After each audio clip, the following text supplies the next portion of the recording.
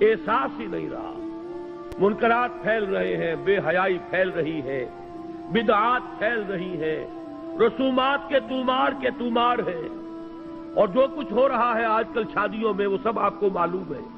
یہ سب ہو رہا ہے اور ہمارے جو نہیں ریگ رہی ہمارے احساسات کے اوپر. معلوم ہوا کہ وَلَيْسَ وَرَاءَ ذَلِكَ مِنَ الْإِيمَانِ حَبَّةُ خَرْدَلٍ. ہم اس کے زمرے میں آ رہے ہیں. اللہ تعالیٰ معاف فرمائے اور ہمیں ایمان کی تجدید کی توفیق عطا فرمائے. ورنہ حکم تو یہ ہے کہ پھر تو رائی کے دانے کے برابر ایمان نہیں. اب یہاں اس حدیث کی روح سے جو ایک اہم مسئلہ میں آپ کو بتانا چاہتا ہوں وہ یہ ہے، بدقسمتی سے عام طور پر سنی مسلمانوں میں ایک خیال عام ہو گیا ہے، اور وہ خیال یہ ہے کہ اصحاب اقتدار بادشاہ وہ کتنے بھی فاسق ہوں، فاجر ہوں، کچھ بھی کریں، ظالم ہوں، ان کے خلاف بغاوت نہیں ہو سکتی جب تک کہ وہ آپ کو کفر کا حکم نہ دے. اصل میں بعض روایات ہیں محمد الرسول اللہ صلی اللہ علیہ وسلم کی، بعض احادیث جو اس مضمون کی ہے کہ جب تک کفر بواح کا حکم نہ دیا جائے بغاوت نہیں ہو سکتی. ان احادیث کی وجہ سے بہت سے لوگوں کا یہ خیال ہوا، اور عام طور پر اہل سنت میں یہ خیال عام ہو گیا ہے. میں اسی کا نتیجہ دیکھ رہا ہوں. میرے لیے آج کل یہ مسئلہ بڑا ایک گہرے غور و فکر کا موجب ہو گیا ہے. کیا وجہ ہے؟ شیعہ سنیوں کے مقابلے میں پوری دنیا میں اگر تعداد دیکھیں 1/100 نہیں، لیکن اس صدی میں اگر انقلاب برپا کیا تو شیعوں نے. بادشاہت کا تختہ الٹا، جو بھی نظام انہوں نے قائم کیا اپنی فقہ کے مطابق نظام قائم کر لیا. پوری سنی ورلڈ، موریتانیہ سے لے کر انڈونیشیا تک ایسی ایسی عظیم تحریکیں، جماعت اسلامی کی تحریک، تبلیغی جماعت کی تحریک، الاخوان المسلمون کی تحریک، لیکن کہیں بھی انقلاب کے کوئی آثار ابھی تک موجود نہیں، دور دور تک کوئی اثرات نہیں. آخر کوئی سبب ہے؟ اور طلب مسئلہ ہے. وجہ کیا ہے؟ یہ سنی جو ہے یہ سن کیوں ہو کر رہ گیا ہے؟ کوئی نہ کوئی فکر کے اندر، سوچ کے اندر، نظریے کے اندر کوئی غلطی ہے. بات سمجھ لیجئے. آج جیسا کہ میں نے عرض کیا، میں نے بڑا سینسیٹیو ایشو ہے، آج تک کبھی اس پر گفتگو نہیں کی ہے، لیکن کچھ دنوں سے شدت کے ساتھ میں سوچ رہا ہوں وجہ کیا ہے. جان ہی نہیں پڑتی، کہیں معلوم ہوتا مردہ ہے. معاشی مسئلے پر کھڑے ہو جائیں گے، سیاسی مسئلے پر کھڑے ہو جائیں گے، کسی کی ٹانگ گھسیٹنے کو جمع ہو جائیں گے، سینکڑوں لوگ جانے بھی دے دیں گے، لیکن کوئی آرگنائزڈ ایفرٹ اس دنیا میں اسی دور میں ایرانیوں نے کر کے دکھا دیا.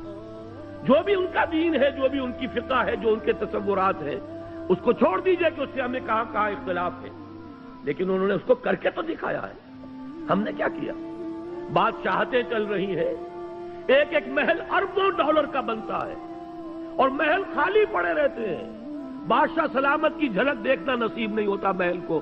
سال میں زیادہ سے زیادہ بادشاہ سلامت 4-6 دن کے لیے آ جائیں گے بس، اور محل اربوں ڈالر کا بنا ہوا. جبکہ اسی ملک کے اندر جا کر دیکھیے آپ کو کہ بالکل حیوانوں کی طرح انسان رہتے ہوئے نظر آ جائیں گے. آپ بھیک مانگتے ہوئے لوگ نظر آ جائیں گے. آپ حاجیوں سے، اور جو لوگ عمرے کے لیے جاتے ہیں، بچے جس طریقے سے لپٹ لپٹ کر مانگتے ہیں، وہ وہاں پہ اب بھی نقشہ موجود ہے. یہ حال کیا ہے؟ یہ نظام ہمارے ہاں کیوں نہیں بدل رہا؟ کہیں سے کوئی حرکت نہیں. خاص طور پر اس دنوں میں مجھ پر یہ سوچ بہت زیادہ طاری ہوئی. اس کی وجہ کیا ہے یہ بھی سن لیجئے. جب یہ جہاد افغانستان بڑی شدت کے ساتھ چل رہا تھا، اب تو یہ کہ اس میں بہت سی صورتحال، بہرحال میں اس پر گفتگو نہیں کرنا چاہتا.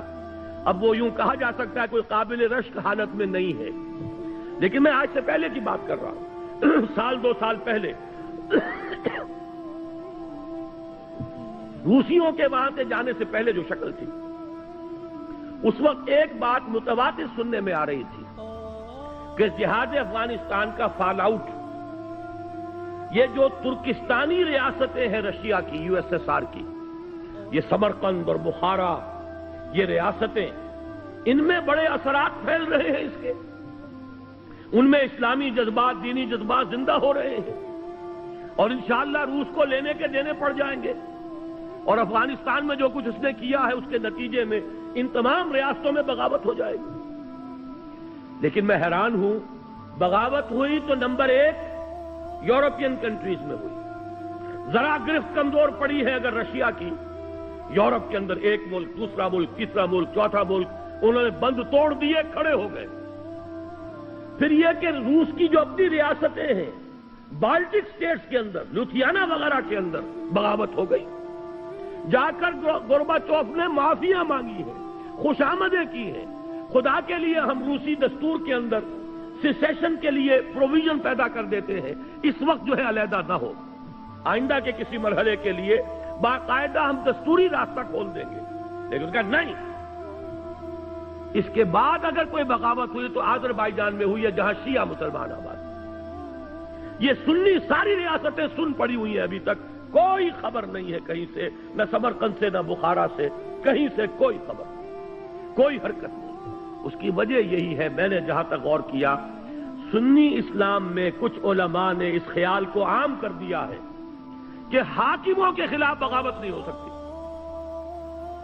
حاکم چاہے کیسا بھی ہو، جب تک کفر کا حکم آپ کو نہیں دیتا آپ بغاوت نہیں کر سکتے، وہ اپنے محل میں شراب نوشی کرتا ہو، بدماشی کرتا ہو، کرتا رہے، لیکن بغاوت صرف اس وقت ہوگی جب آپ کو کفر کا حکم دے۔ اس خیال نے سنی کانسیپٹ جو ہے اس کے اندر ایک طرح کا پیسو انداز پیدا کر دیا ہے، وہ ایکٹیو انداز جو چیلنج کرنے والا انداز ہے وہ آج ہمیں پورے سنی ورلڈ میں کہیں نظر نہیں آ رہا۔ حالانکہ اب نوٹ کیجئے، یہ حدیث بھی تو موجود ہے، من جاہدہم بیدہ فہو مومن، لیکن یہ کہ ہوتا کیا ہے احادیث کے ضمن میں، جیسے قرآن مجید میں ایک آیت آپ لے لیں، دوسری آیتیں چھوڑ دیں تو آپ کا راستہ جو ہے ٹیڑھا ہو جائے گا۔ ہر شخص کو دیکھنا ہے اس مضمون میں کون کون سی آیتیں آئی ہیں، کہاں کہاں آئی ہیں، ورنہ تو یہ لا تقربوا الصلاۃ وانتم سکارا، انتم سکارا چھوڑ دیجئے تو نماز کے قریب نہ جائیے۔ حدیث میں جہاں وہ حدیث موجود ہے کہ جب تک وہ کفر کا حکم نہ دے بغاوت نہیں کر سکتے، وہاں یہ حدیثیں بھی تو موجود ہیں کہ جب وہ لوگ ہوں برسر کار کہ جو یفعلون ما لا یؤمرون ویقولون ما لا یفعلون فمن جاہدہم بیدہ فہو مومن، یہ جہاد بالید کس شے کا نام ہے؟ اگر بغاوت نہیں ہو سکتی، اگر ان کے اختیار کو چیلنج نہیں کیا جا سکتا تو یہ الفاظ حضور نے کیوں استعمال کیے؟ من جاہدہم بیدہ فہو مومن ومن جاہدہم بلسانہ فہو مومن ومن جاہدہم بقلبہ فہو مومن ولیس وراء ذلک من الایمان حبۃ خردل۔ اپنی اس گفتگو کو میں ختم کرنا چاہتا ہوں امام ابو حنیفہ کا مسلک بیان کر کے۔ امام ابو حنیفہ کا مسلک یہ ہے، یہ اصل میں ہمارے ہاں عام طور پر اہل حدیث علماء نے اس فکر کو عام کر دیا ہے۔ امام صاحب کا موقف یہ ہے کہ فاسق و فاجر حکمرانوں کے خلاف بغاوت ہو سکتی، پہلے سمجھانے کی کوشش کیجئے، امر بالمعروف و نہی عن المنکر زبانی طور پر کیجئے، فَإِن لَمْ يَأْتَمِرْ، اگر اس کا اثر نہ ہو فَبِالسَّيْفِ، تو پھر تلوار کے ذریعے سے انہیں سیدھا کیجئے۔ یہ موقف ہے امام ابو حنیفہ رحمۃ اللہ علیہ کا۔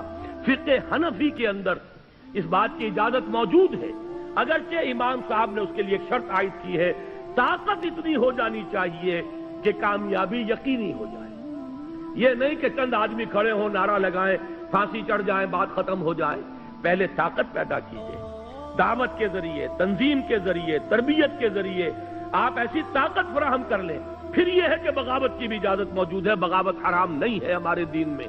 یہ بات جو ہے اس حدیث کے حوالے سے نوٹ کر لیجئے، اور یہ کہ امام ابو حنیفہ رحمۃ اللہ علیہ کا وہ موقف ہے، عام طور پر بعض احادیث کے ذریعے سے اور بعض احادیث کے حوالے سے خاص طور پر اہل حدیث علماء نے جس چیز کو عام کر دیا ہے وہ در حقیقت کوئی متفق علیہ چیز نہیں ہے ہمارے ہاں، بلکہ امام ابو حنیفہ کا موقف یہ کتاب و سنت سے اقرب ہے، نزدیک تر ہے، اور یہ حدیث آج آپ کے پاس متن اس کا موجود ہے، آپ اس کو لے جائیے، غور کیجئے، سوچئے، گفتگو کیجئے کہ جب یہ صورت پیدا ہو جائے کہ یقولون ما لا یفعلون ویفعلون ما لا یؤمرون، جب ایسے لوگ ہوں جو کہتے کچھ اور ہوں، کرتے کچھ اور ہوں، کرتے وہ ہوں جس کا حکم نہ ملا ہو، تو فرمایا فمن جاہدہم بیدہ فہو مومن ومن جاہدہم بلسانہ فہو مومن ومن جاہدہم بقلبہ فہو مومن ولیس وراء ذلک من الایمان حبۃ خردل۔